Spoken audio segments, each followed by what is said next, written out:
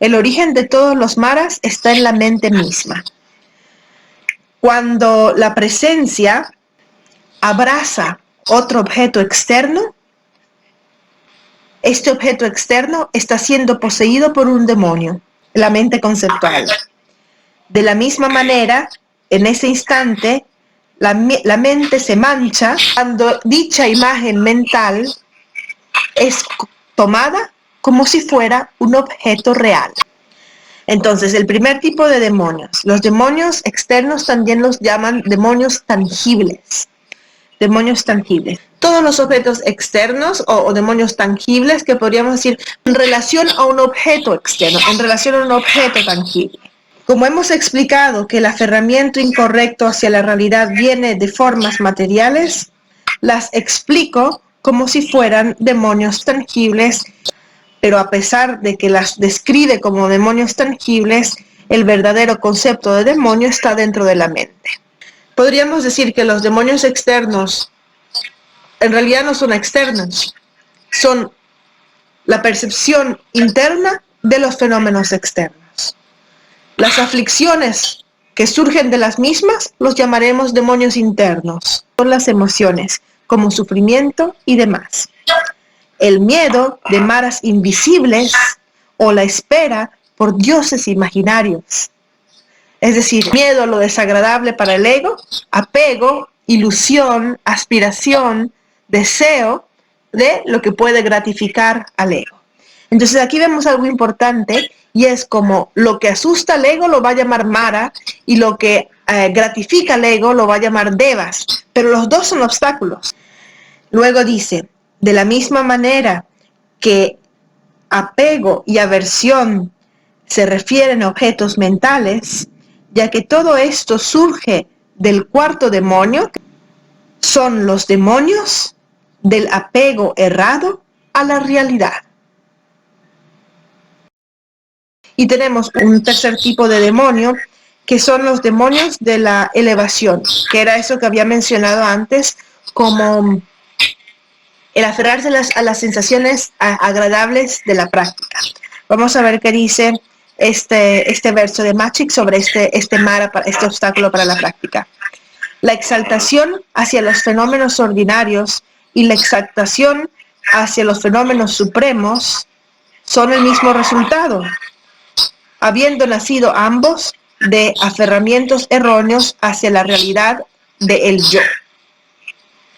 Si uno se apega a la realidad de su placer, este se convierte en un demonio. Entonces, incluso cuando estamos meditando y tenemos sensaciones de placer y de gozo y de vacuidad, si nos aferramos a esas sensaciones, esa sensación se vuelve un mara. Se convierte en el mara de la elevación. Cuando aparece espontáneamente, sin ningún apego en nuestra propia mente. Cuando estas sensaciones aparecen espontáneamente en nuestra mente, sin ningún apego, se convierten en Dharmakaya, es decir, la mente del Buda libre de aferramiento. ¿Qué nos dicen estas últimas líneas? Que esa sensación de satisfacción, de felicidad, cuando surge esta misma sensación perfecta, sin el aferramiento a la misma, es como si fuera la mente de un Buda. Es decir, la única diferencia que hay en el momento en que experimentamos gozo y vacuidad, la única diferencia entre nosotros y la mente del Buda es que nosotros nos aferramos a esta y la mente del Buda no se aferraría. Entonces, por eso se llama un Mara, porque es un Mara que ya surge en un momento en que ya se está practicando, ¿cierto? No al principio de la práctica, porque no hay estas sensaciones de equilibrio, de felicidad, de neutralidad, de placer, de claridad, no existen al principio en la práctica, pero más adelante cuando surgen, el aferrarse a las mismas como un objeto de apego o de deseo que produce placer, ya se convierte en obstáculo para la práctica. Ya ese aferramiento se convierte en dualidad y se convierte en aflicción. Y el cuarto Mara es el Mara de uno mismo, del aferrarse al yo, o también lo llaman de la arrogancia o de la actitud egocéntrica, y dice lo siguiente: mientras exista un yo, habrán maras. Cuando hay no yo, no hay maras. Si no hay yo, no hay más objeto que cortar. Si no hay más temor, libre de los extremos, la sabiduría coemergente da nacimiento a la comprensión de la naturaleza de todos los fenómenos. Esto es el resultado de la liberación de los 4 demonios. ¿Sí? Cuando logras cortar los demonios externos, los internos, el de la elevación y la actitud egocéntrica, eres libre de los 4. Surge lo que aquí llaman la sabiduría coemergente. Es un término de la filosofía del Tantra que surge espontáneamente, surge automáticamente, surge al mismo tiempo en que surgen tus sensaciones de gozo y vacuidad. Entonces esa es la expresión de los maras. Quería leer el verso con el que concluye la explicación de los demonios, Machik Labdrun, que es muy muy bonito. Yo soy la yogini que ha comprendido el significado de la perfección de la sabiduría. Los demonios internos son la vacuidad interna. Los demonios externos son la vacuidad externa. Los demonios internos y externos son la vacuidad interna y externa. Los demonios de arriba son la vacuidad de lo grande. Los demonios de abajo son la vacuidad de lo último. Los demonios tangibles son la vacuidad de los fenómenos materiales.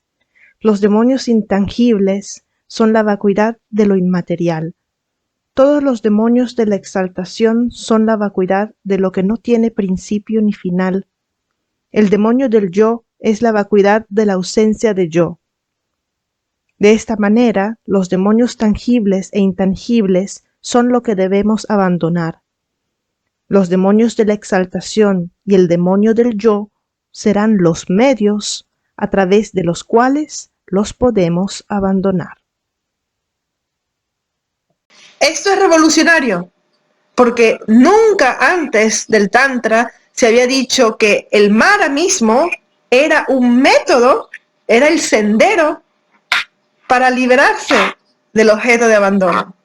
Los tangibles y los intangibles es lo que hay que abandonar.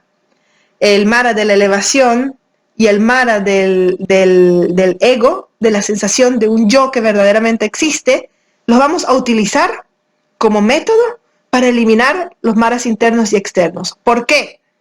Porque, bueno, a través de ellos puedes hacer toda esta meditación. Si no existiera el mara de la elevación, ¿cierto? No podrías ni siquiera tener una conexión con dichas sensaciones que te quieran llevar a progresar. Si no existiera el mara del aferrarse al yo, no habría yo que cortar. Bonito, ¿cierto?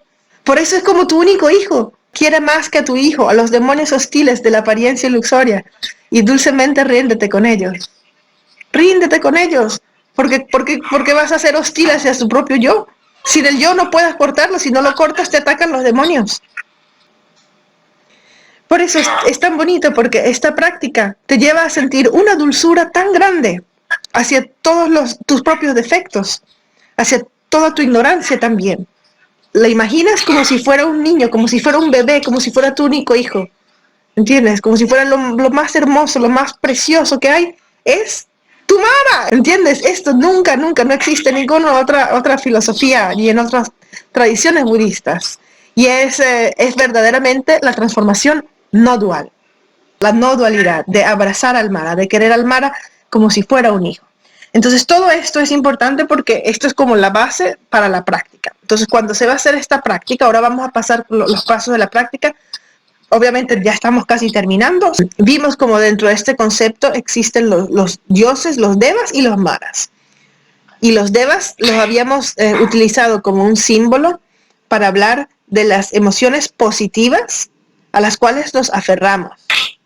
Entonces, pero en realidad también son maras, es decir, los llamamos devas como para diferenciarlos con los que nos asustan, los que nos dan miedo y nos crean sufrimiento y situaciones desagradables, pero también los devas son maras en el sentido de que nos crean apego, nos crean sensaciones de placer que confundimos, que pensamos que somos verdaderamente existentes y nos distraen de liberarnos del sufrimiento, nos distraen de buscar la liberación.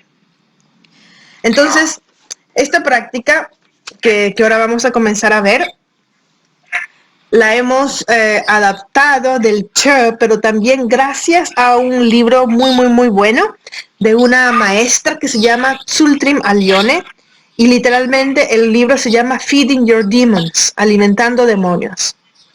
Y bueno, el libro, claro, habla de manera mucho más extensa y también aplica el concepto de los maras a fenómenos colectivos, como por ejemplo el calentamiento global. Siempre el cambio climático es un mara, y es un mara que viene del karma colectivo, de todas las personas que lo estamos experimentando. Es decir, causa y efecto es muy fácil de comprender. En práctica todo es mara.